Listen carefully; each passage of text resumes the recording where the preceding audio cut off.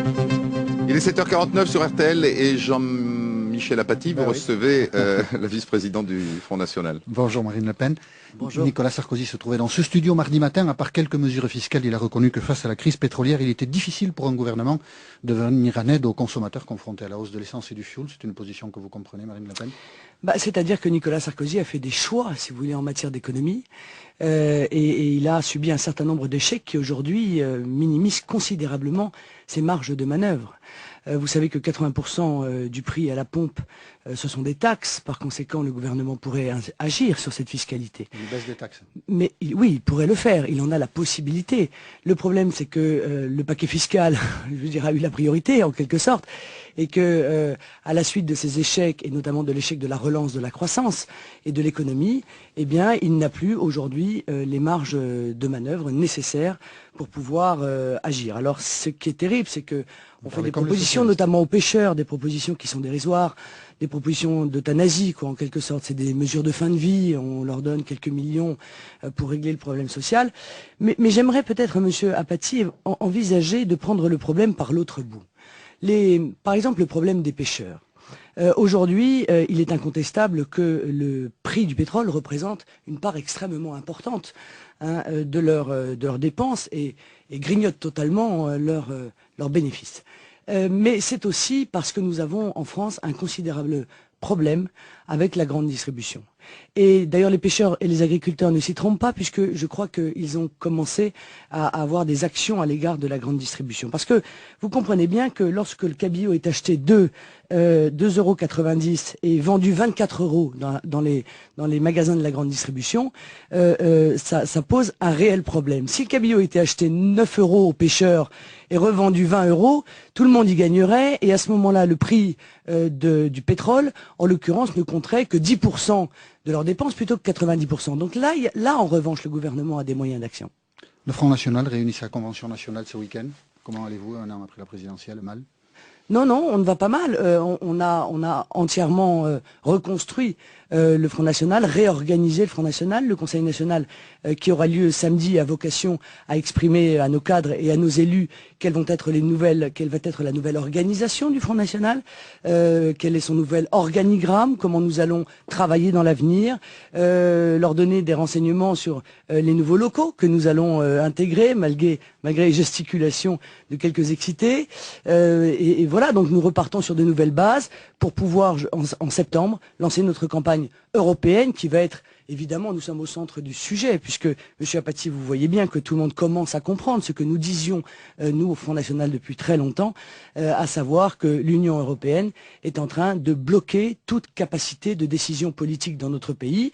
Les pêcheurs s'en rendent compte un peu tard, les agriculteurs s'en rendent compte, M. Fillon s'en rend compte, il est même allé à Bruxelles promettre d'être sage. Vous êtes encore confronté, Marine Le Pen, aux déclarations du président du Front National, Jean-Marie Le Pen, sur les chambres à gaz, à nouveau qualifiées de détail par lui, voilà un mois, dans un magazine intitulé Breton. Quelle est votre Oui, monsieur, je sais que ce sujet vous passionne, mais je me suis exprimé sur ce sujet à de multiples reprises, vous l'admettrez. Pas dans la dernière période? Ah si. Non, pas depuis la récidive, je veux dire. Si, vous avez mal suivi, en l'occurrence, l'actualité. Moi, je suis une femme politique. Je ne si jamais commenté les déclarations des autres, je serais commentateur. Mais comme je suis une femme politique, je suis dans l'action, je suis dans l'avenir, et compte tenu, monsieur Apathy, du chaos qui est en train de toucher le monde, vous me direz encore que je suis Cassandre, mais vous vous souvenez de l'histoire de Cassandre. Elle avait un don de prophétie et elle a été condamnée par Apollon à ce que personne ne la croie. Eh bien moi j'aimerais que l'on croie le Front National quand il prévoit les difficultés de ce monde, parce qu'elles sont lourdes, et notamment la mondialisation va être un sujet central des prochaines campagnes, parce que cette mondialisation qu'on nous avait vendue heureuse est en train d'entraîner des grandes famines, est en train d'entraîner une folie spéculative, avec à la clé des grands mouvements migratoires. J'aimerais préserver l'écosystème humain, vous voyez. Oui, on était loin de la question posée. Alors une autre question. Jean-Marie Le Pen, président du Front National, a aussi parlé du film Les Ch'tis, qui a réuni 20 millions de Français dans les cinémas. J'ai vu ce film, a-t-il dit, je ne l'ai pas trouvé bon, ce qui est bien son droit. Moi, a-t-il poursuivi, je connais bien le Nord et le Pas-de-Calais. Vous êtes vous-même candidate souvent dans le Pas-de-Calais, Marine Le Pen. Eh bien, les gens du Nord et du Pas-de-Calais, ils ne ressemblent pas aux héros de ce film, et c'est bien normal, puisqu'ils sont arabes tous les deux. Il parlait de Danny Boone et de Kadmerad.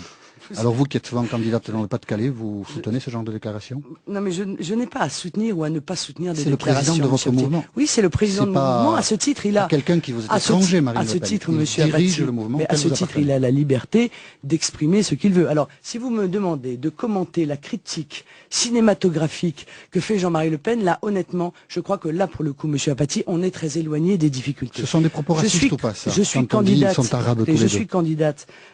J'ai été candidate dans le Pas-de-Calais. Je suis particulièrement attaché à ce département. Un grand nombre d'habitants du Pas-de-Calais ont apprécié ce film, d'autres l'ont moins apprécié. Et vous? Moi, je l'ai apprécié. Je vous avoue que j'ai trouvé ça. Oh, c'est pas un grand film. Et les héros du film? Mais écoutez, ce sont des bons acteurs. Voilà, ce sont des bons acteurs. Vous les qualifieriez comment, de français ou d'arabe? Mais je n'ai pas à les qualifier, monsieur Apathy. Ils sont français, monsieur Danny Boone est français. Je vais vous dire, il est même né d'une mère française, en France. Bon, par conséquent, le problème ne se pose pas. Puis je crois que c'est pas le sujet. Visiblement. Puis je pense que c'est pas le sujet. Le président de votre parti, il se pose. Est-ce que le maintien de Jean-Marie Le Pen à la tête du Front National est un embarras pour vous? Mais absolument pas. Qu'est-ce que vous parlez de maintien? Nous sommes un parti démocratique. Voilà, nous avons des élections, nous avons un calendrier, nous avons eu un congrès l'année dernière, nous en aurons un autre en 2010. Jean-Marie Le Pen a sollicité un mandat de transition, évoquant les difficultés du Front National et sa capacité supérieure aux autres de pouvoir remettre le Front National sur les rails. L'ensemble des adhérents lui ont fait confiance, il a été réélu à 97%. Voilà, je veux dire, tout cela n'est que très naturel et je ne vois pas en quoi, je veux dire, aujourd'hui, il faudrait bouleverser un calendrier qui est celui classique des partis politiques. Bruno Maigret a annoncé la semaine dernière son retrait de la vie politique française. Bonne ou mauvaise nouvelle, Marine Le Pen? Oh, écoutez, je vais pas dire que c'est une bonne nouvelle.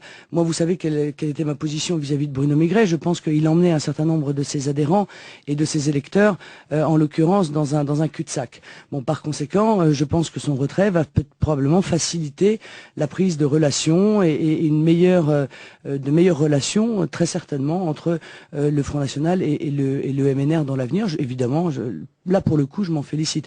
À titre personnel, mon Dieu, c'est son aventure. Et les 10 dernières années n'ont pas été particulièrement faciles pour lui. Il a dit qu'il irait travailler dans une grande entreprise française, vous savez laquelle? Ah, pas du tout.